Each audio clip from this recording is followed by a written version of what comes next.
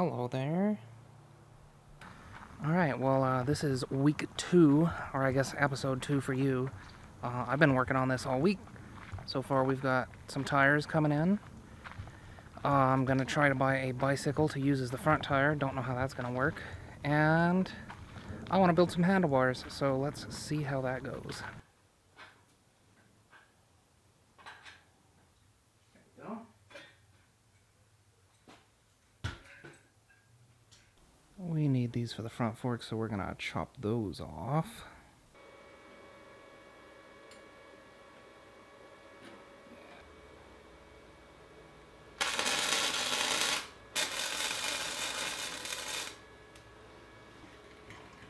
We can make that work. Just a couple of rear wheels for this thing.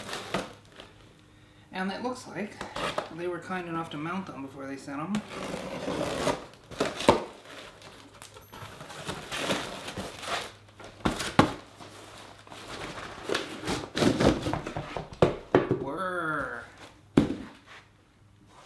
What do you know?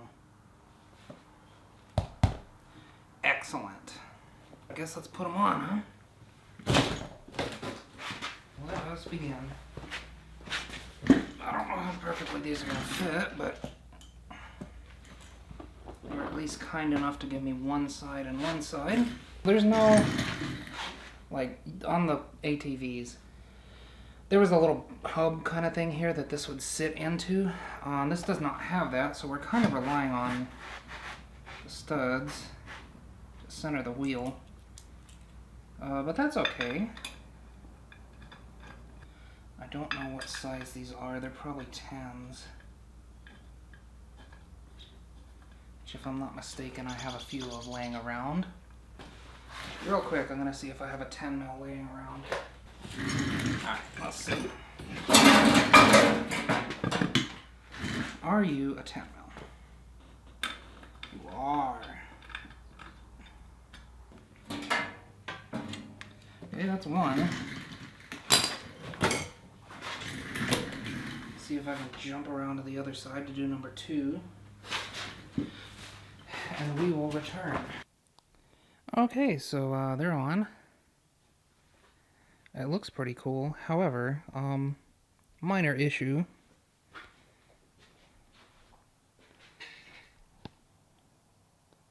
That's kind of,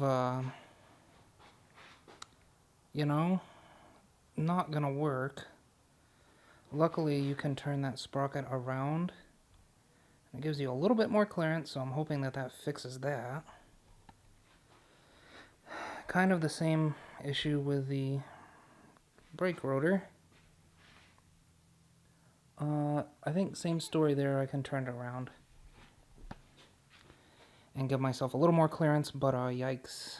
This axle was kind of cheap. And I knew I was not what I wanted, but you know what? I was determined to use it. And I'm still going to use it. You know, I guess the other thing I could do is put some spacers on these tires. But I mean, it's already pretty wide. I don't know that it needs to be any wider than it is. But I guess we're going to see in a minute. That's a little bit better.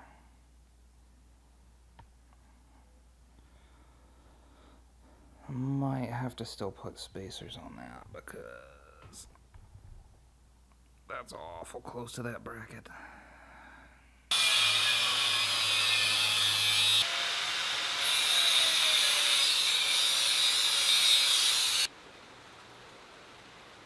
And cue the rain. So I sat on this thing and the fork bends a little more than I hoped it would. So I took this piece of diamond plate and we're going to weld that on there, and then hopefully what will happen is instead of allowing it to flex, it'll be welded along this entire length, and that'll prevent it from flexing like this too much. Just tack it down for now.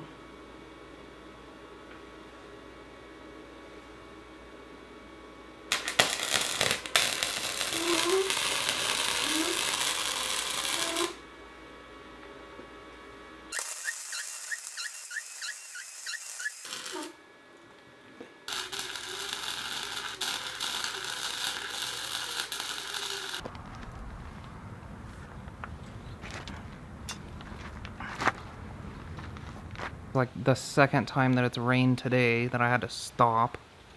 I did add some reinforcements to the seat support here because the seat kept pushing down. So now it stays in place much better.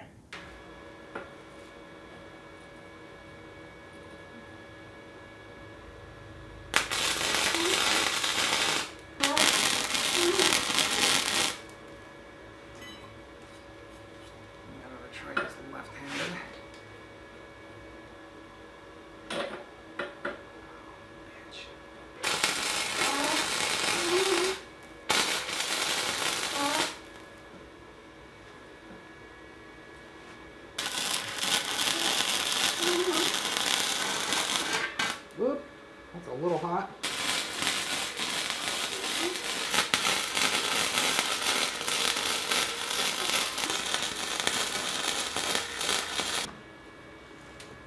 I don't know, man. It's tempting to leave these like this. And here it is in all its glory so far.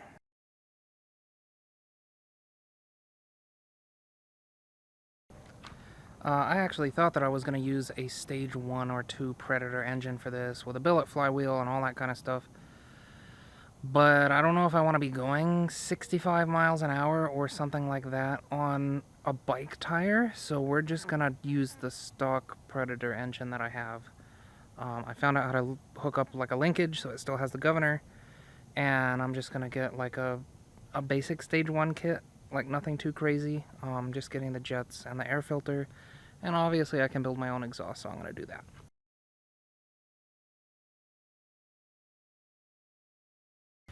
Alright, well, that's all for this episode, or this week for me. Hope you enjoyed it, and if you did, maybe give it a like. I don't usually ask for those, but I'm actually pretty invested into this project. So, yeah. There's the old truck. I haven't worked on that in a while.